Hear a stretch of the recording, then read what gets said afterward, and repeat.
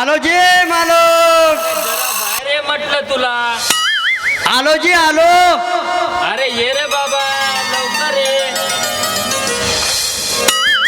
सांगा मालक कोणतं काम आहे ते. अरे बाबा ते खुर्ची नीट लाव रे बाबा. एक कुठची मधातच येते. सांगा मालक कोणतं काम आहे. अरे मूर्खा तुला कळत नाही का रे कुठं लावायचं कुठं नाही लावायचं. तर लावलो ना जी बरोबर. अरे येणारे जाणारे काय म्हणतील रे. तर बरोबरच लावलो ना. सांगायची कशी लावायची होते. इकडे तुला सांगतो कसं लावायचं. जसं बोलतो ना तसंच बोलायचं. हो जसं करतो ना तसंच करायचं. अगावचं शानपण करू नको. बर कळलं ना तुला. बरं बरं जा ते खुर्ची नीट लाव तिकडे. जा ते खुर्ची नीट लाव तिकडे. तू मला तोंडावर तोंड देतो. तू मला टोळ्या कोण देतोस. आराम खोरा नालायका आला का गाढवा गाडवा. हरामखोरा.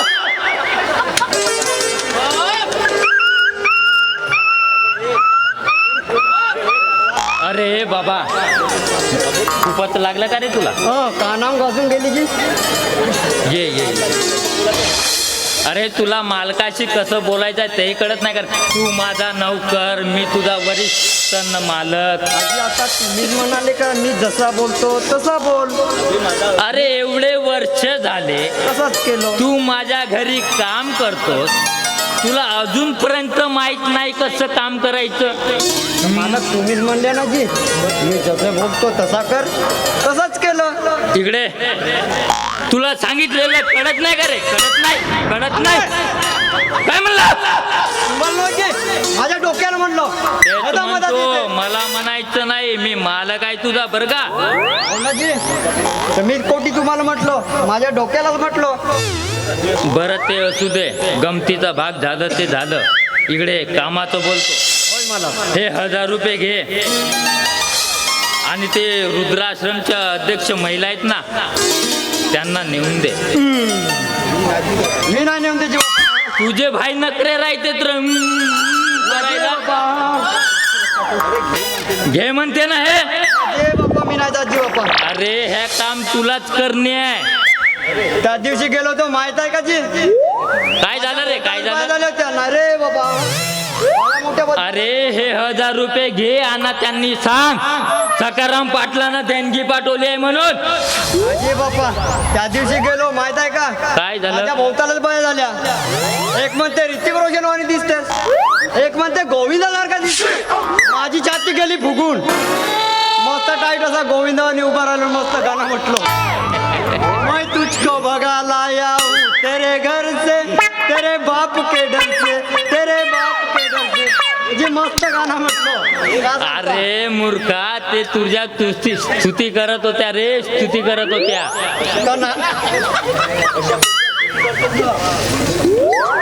एक बाई म्हणे तुझा पॅन्ट मस्त आवडते.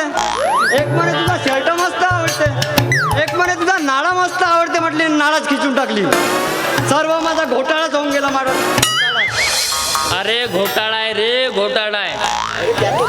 अरे त्या तर तुझ्या स्तुती करत होत्या रे. तर नाळा ओळखू का जी. अरे ते बरं असू दे. एका हे 1000 रुपये घे आणि त्यांना सांग सकाराम पाटलानं देणगी पाठवली आहे म्हणून. नाजी बाबा मी नाही जात. अरे घे म्हणतो ना. सांगितलेलं कळत नाही का तुला. आता तुम्ही म्हणतास तर जातो. आता माझी सुजो का भुजो.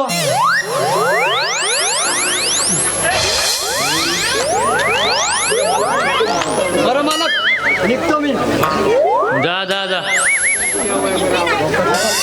एक तरी काम हलकं झालं रे बाबा. 4 काम होते. हा नौकर पण ना ऐकत नाही.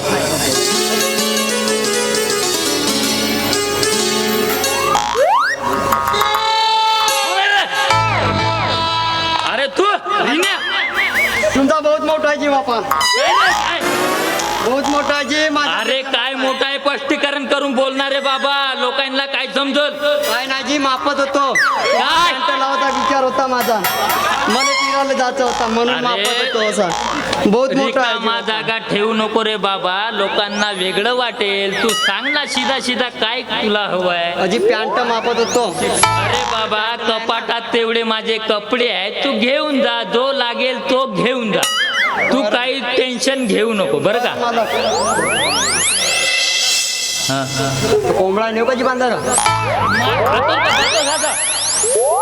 मूर्ख कुठला, किती विनोदी आहे रे हा माझा नौकर. माझा टेन्शन कसा आनंदात जातो. काय झालं ग, काय झालं. हो बघा मी काय म्हणते, तुम्ही जर असं दान धर्म जर करत जाणार तर कसं होईल. जरा आपल्या घराकडे पण लक्ष द्यावं. लक्ष आहे ग, आहे माझं लक्ष आहे. नेमकं म्हणायचं आहे काय का तुला. अहो बघा मला काय म्हणायचं आहे, आता आपली सरिता पण लग्नाची झाली, तिच्या लग्नाचा पण काहीतरी जमापुंजी करावं. आहे ग, काळजी आहे मला, तिची काळजी आहे. काय झालं दादा वहिनी, तुम्ही दोघेही एवढे विचारात. अगं गीता सांग हिला. काय नाही ग सरिता, सहजच तुझ्या लग्नाविषयी बोलत होतो. काय माझ्या लग्नाविषयी. दादा वहिनी, खरं तर म्हणजे मला लग्नच करायचं नाही आहे आणि तुम्हा दोघाला सोडून मला कुठंच जायचं नाही आहे. अरे वा, काय बोलतायस ग तू सरिता. अगं हा आपल्या संसाराचा नियम आहे, आज नाही उद्या तुला परक्या घरी जावंच नाही. आणि काय ग सरिता, मी नाही सोडली का माझ्या आई बाबाचं घर. अगं वहिनी, पण मला हा संसार पेटणार का ग. अगं सरिता हे बघ, प्रत्येक मुलीला आपलं माहेरघर सोडायला कठीणच जातं आणि अजून कोणता मुलगा बघायला यायचा आहे तर उगी चर्चा कशाला करत बसायची. नाही वहिनी, मला तुम्हाला सोडून कुठंच जायचं नाही. काय बोलताय सरिता तू. अगं आज नाही उद्या भावाचा घर सोडून जावंच लागेल तुला. बरं बरं बाबा, तुमच्या गोष्टी अशाच चालू असू देत, मला काम आहेत, मी जाते. आणि हो सरिता, तुला कॉलेजला पण जायचं आहे ना, लवकर ये बरं. हो वहिनी. अगं ए सरिता, तू माझा जीव की प्राण आहेस. अगं मी तुझ्यासाठी आकाश पाताळ एक करून टाकीन.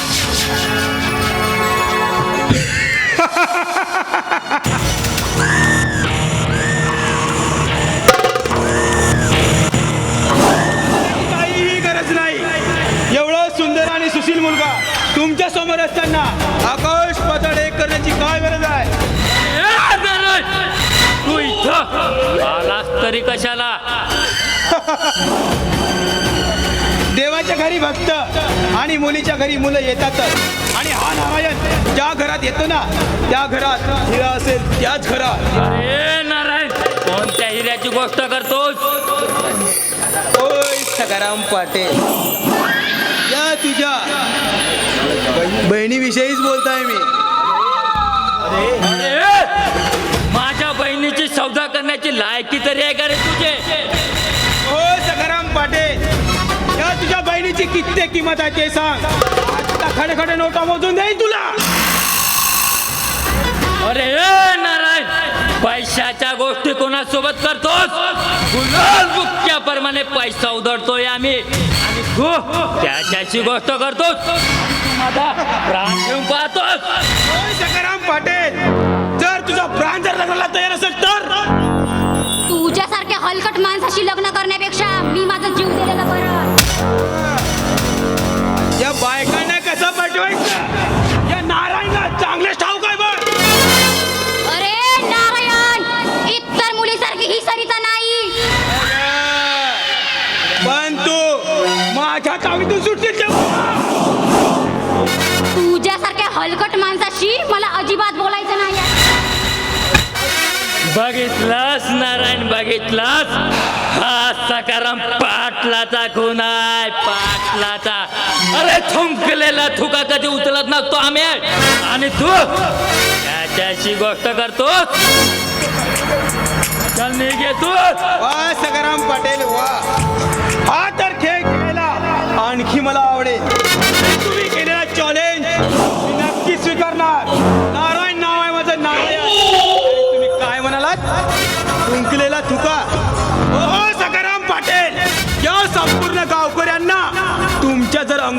नाही जर थुकत लावलं ना तर नाव सांगणार नाही नारायण म्हणून.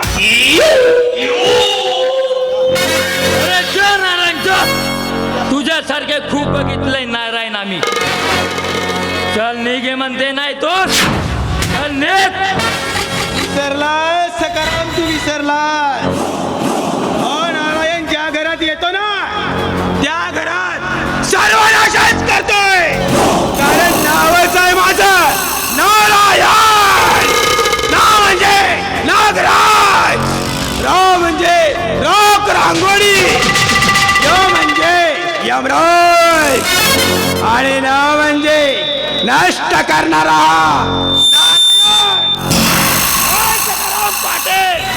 माझ्याशी वागलं तुझे मशानात लाकडं.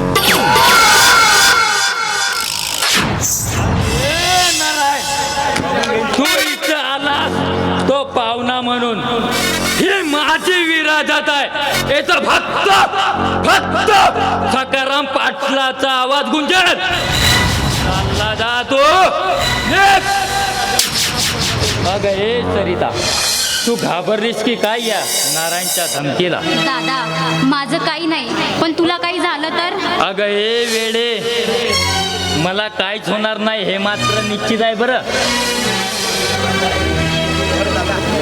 बरं दादा मी जाते, मला कॉलेजला पण जायला. अगं ते वहिनी सुद्धा वाट बघत होती. ते रिन्या पसारा करून ठेवला होता. चल लवकर आपण निघू आता. हो दादा. मालक ओ मालक. अरे अंकुश तू इथं? होय मालक. काय झालं रे असं अचानक? मालक माझी बायको खूपच आजारी आहे हो मालक. तिला खूप त्रास होत आहे. अरे नेमकं झालं तरी काय? मालक ती गरोदर आहे. तिला दवाखान्यात नेण्यासाठी माझ्याकडे काही साधन नाही हो मालक. तुम्ही थोडीफार मदत कराल म्हणून मी तुमच्याकडे आलो. अरे हे घे. तो राकेश आहे ना राकेश, होय मालक. माझा ड्रायव्हर. होय मालक. तिथं गाडी आहे. ती गाडी घे लगेच आणि घेऊन जा. तू असं लवकरात लवकर निघ. मालक हे मी तुमचे उपकार कधी. अरे हे वेड्या हे तर माझं कर्तव्य आहे आणि हे मला पार पाडू दे. जा बाळा जा लवकर निघ. होय मालक. कारण काळजी करू नको. जा.